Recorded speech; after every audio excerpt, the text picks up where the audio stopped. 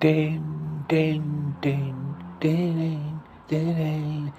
Hey, now just get in and close the door and put your foot down. You know, I like this suburb we're going through. Been around here many times before.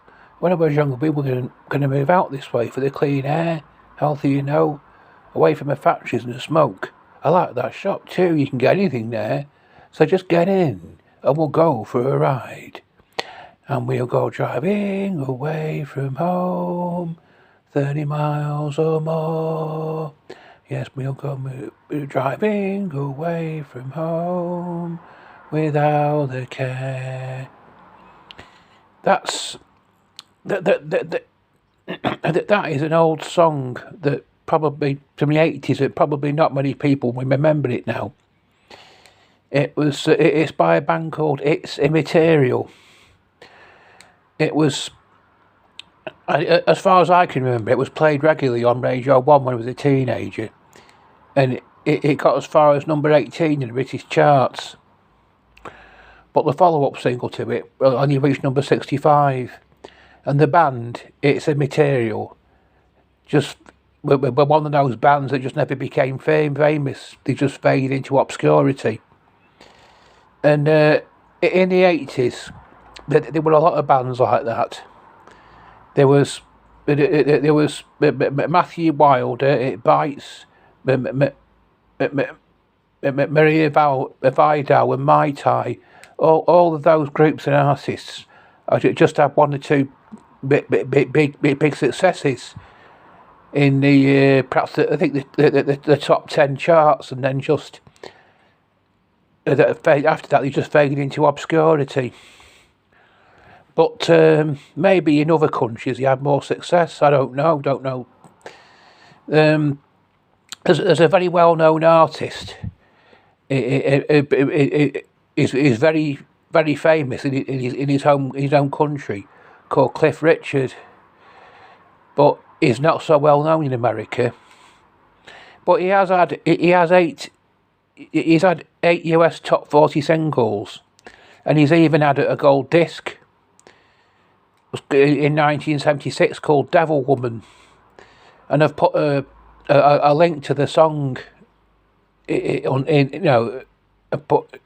a link to the song underneath this video clip. But there's another song that he had quite a high amount of success with in America, and it was called We Don't Talk Anymore. But it's like I say, he is very very famous in Britain. He's been having hit records since the late 50s in Britain, and he's definitely one of the most famous pop singers in Britain. But not all that many Americans have heard of him. He's, you know what I mean? He's like in the same boat as what Matthew Wilder is in Britain. No, as far as the British are concerned, no, there's not all that many people have heard of him. It's like the band It's Immaterial. I mean, there's no one talking about It's Immaterial in the school playground nowadays, because kids haven't heard of him,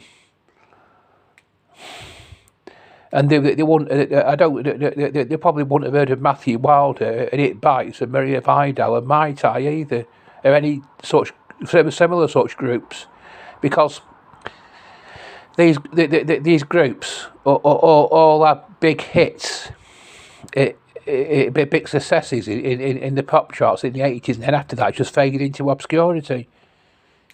But you don't have to sell an awful lot of records to get to get big. And you have to in America, because America's a lot bigger. The population of America is very much higher than what it is in Britain, and you have to sell a lot of copies of your single or album, for it to go mainstream. And Cliff Richard isn't all that mainstream in the States. No, he perhaps was a bit in the 70s, in the sort of late 70s, early 80s, and then he's just fading into obscurity.